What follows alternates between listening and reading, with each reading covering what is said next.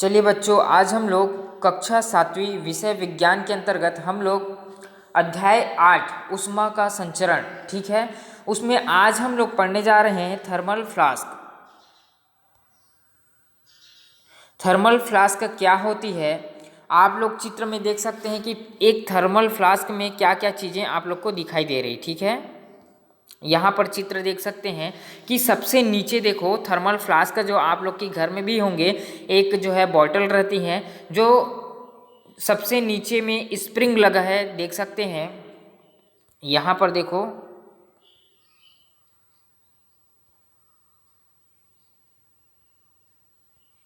Spring दिखाई दे रही नीचे, और उसके बाद यहाँ पर हरे कलर की बाहरी आवरण दिखाई दे रही है, और ये निर्वात चांदी की पॉलिश भी अंदर लगी हुई होती है। और जो कांच की जो बोतल होती है वो जो है एक लेयर के फॉर्म में दिखाई देती है ना, और ऊपर सबसे ऊपर देखेंगे कार्क लगा होता है। तो हम लोग समझते हैं थर्मल फ्लास्क होती क्या है और क्या क्या कार्य है इनके, है ना।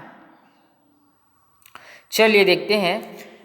थर्मल फ्लास्क का उपयोग हम ठंडे या गर्म द्रवों को एक लंबे समय तक उसी ताप पर रखने के लिए करते हैं, ठीक है। थर्मल फ्लास्क जब भी हम लोग उपयोग करते हैं तो जनरली देखते हैं कि इसमें हम लोग जो पानी रखे हुए होते हैं तो वो ठंडा, यदि पानी रखे हैं तो ठंडा एक निश्चित टेम्परेचर पर वो क्या रहती है, लॉन्ग टाइम तक रहती है, मतलब लंबे समय तक काम करती है ना। और उसी प्रकार यदि हम लोग गर्म पानी भी रखें तो वो क्या होती है, लंबे समय तक गर्म रहती है। तो ये खासियत होती है थर्मल फ्लास्क की, ठीक है।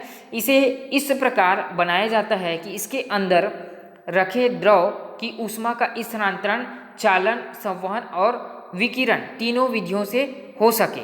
तो इस प्रकार से बनाया जाता है इसको कि उसमें ऊष्मा का जो स्थानांतरण यानी कि एक जगह से दूसरे जगह चालन के माध्यम से और संवहन के माध्यम से और विकिरणों के माध्यम से हो सके, ठीक है। इसी कारण थर्मल फ्लास्क कहा जाता है।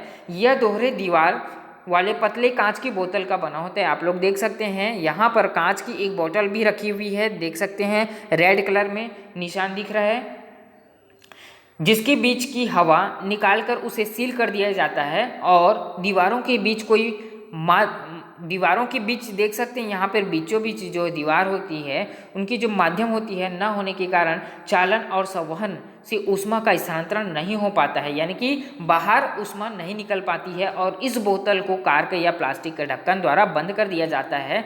तो अब इसमें बोतल की उसी आकृति के समान जो है प्लास्टिक के जार यानी कि कार्क कुचालक होती है ना, ऊष्मा के क्या होती है, कुचालक होती है, इसी आधार पर बनाया जाता है और जिसे वह टूट फूट से सुरक्षित भी रहता है। ये इजली से टूटती नहीं है ना, क्योंकि इसमें जो बाहरी आवरण है वो क्या करती है, सुरक्षा करती है ना।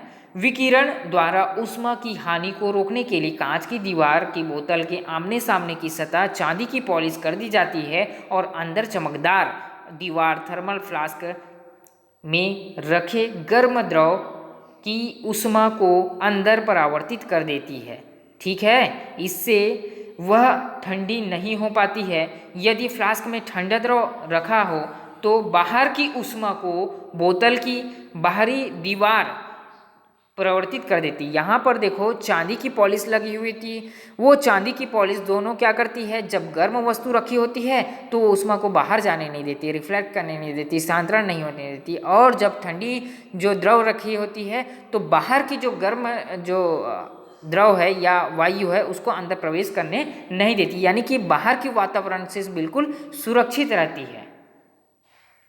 तो इस प्रकार ऊष्मा का स्थानांतरण, चालन, संवहन और विकिरण द्वारा होने के कारण थर्मल फ्लास्क में रखे द्रव के ताप लंबे समय तक परिवर्तित होते हैं।